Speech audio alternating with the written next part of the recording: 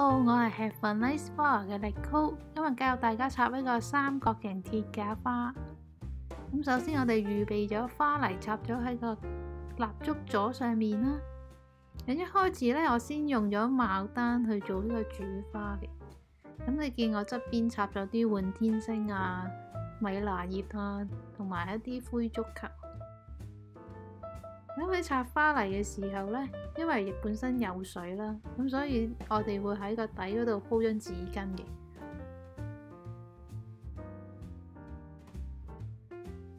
咁我哋不斷喺牡丹側邊插入灰足球同埋滿天星啦。咁喺呢個時候呢，又可以再插多一隻牡丹喺個頂部啦。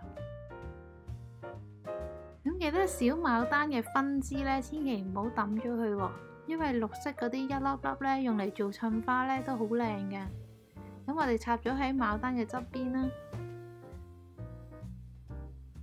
咁呢個時候呢，就可以開始加入第三粒嘅小牡丹啦。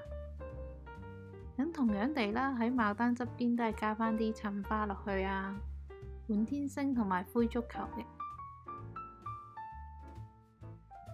咁米拿葉嘅作用呢，主要係做一個形態嘅發展啦，令到佢有一種放射嘅感覺。咁插完正面呢，我哋都要記得喺頂部同埋嘅另一邊都要繼續插花嘅喎。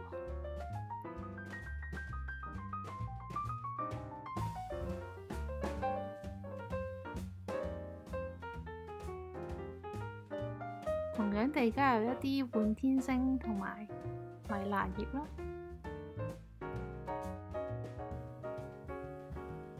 咁你見我插花嘅過程呢，都有加入一支支嘅叫燈台。咁佢呢，可以令成個形態呢更加突出，同埋可以做一個點綴嘅感覺㗎。咁記得喺花泥嘅側邊呢，都要繼續插花，直至可以遮到花泥為止嘅喎。咁喺呢個時候呢，就差唔多完成㗎啦。係咪好靚呢？你都快啲嚟整一個啊！